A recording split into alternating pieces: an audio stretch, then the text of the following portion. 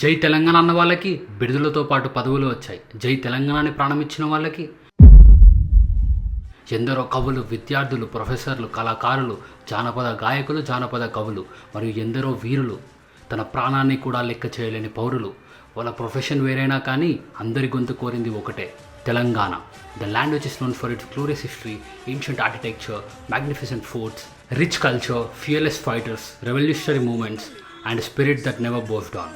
అసలు Telangana moment start అయింది 2009లో కాదు, 1946 భూస్వాములు మరియు నిజాముల దోపిడీ పాలన అప్పటి నుంచి. దాని తర్వాత మద్రాస్ ప్రెసిడెన్సీ నుంచి ఆంధ్ర వేరు అయినప్పుడు 1956లో జెంటిల్మెన్స్ అగ్రిమెంట్ ఫామ్ చేశాక 1969 వరకు ఆ జెంటిల్మెన్స్ అగ్రిమెంట్ బ్రేక్ అయినందుకు మన తెలంగాణ ప్రజలు ఆందోళనతో 1969లో ఫస్ట్ తెలంగాణ మూమెంట్, జై తెలంగాణ మూమెంట్ స్టార్ట్ చేశారు.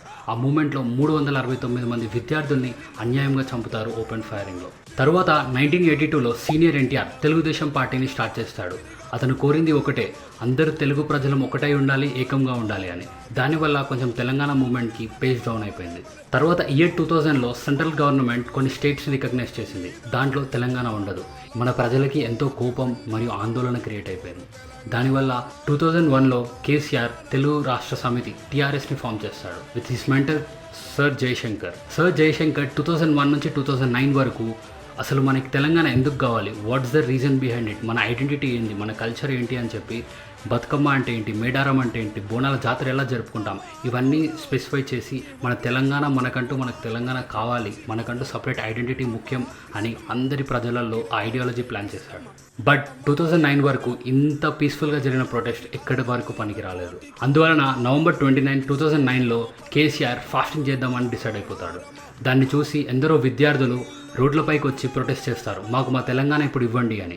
ఆ ప్రొటెస్ట్లో దాదాపు 600 మంది తన సొంత శరీరాన్ని కిరోసిన్ పోసుకొని కాల్చుకుంటారు, జై తెలంగాణ అని అరుస్తూ. మరియు 400 మంది విద్యార్థులు ఇంకా సామాన్య ప్రజల్ని పోలీసులు ఓపెన్ ఫైరింగ్లో చంపేశారు.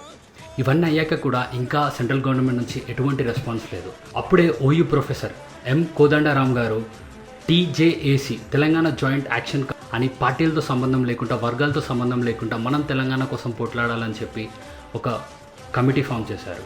TJAC క్రియేట్ చేసిన తర్వాత ఎన్నో రివల్యూషనరీ మూమెంట్ స్టార్ట్ చేశారు. Like million March, Rela roko, సకల జనుల సమితి, వంట వార్పు, ధర్నా చౌక్, చలో అసెంబ్లీ, ఇలాంటి ఎన్నో రెవల్యూషనరీ మూమెంట్స్ మనలు చేశారు. దీనితో పాటు 1500 మంది సామాన్య ప్రజలు తెలంగాణ కోసం తన ప్రాణాన్ని త్యాగం చేశారు. ఈ ఎన్నో రెవల్యూషనరీ మూమెంట్స్ ఇంకా ప్రాణత్యాగాలు చూసిన సెంట్రల్ గవర్నమెంట్ ఆఖరికి Feb 20న తెలంగాణ బిల్ పాస్ చేస్తుంది. The famous dialogue, I think the bill is passed. The bill is passed.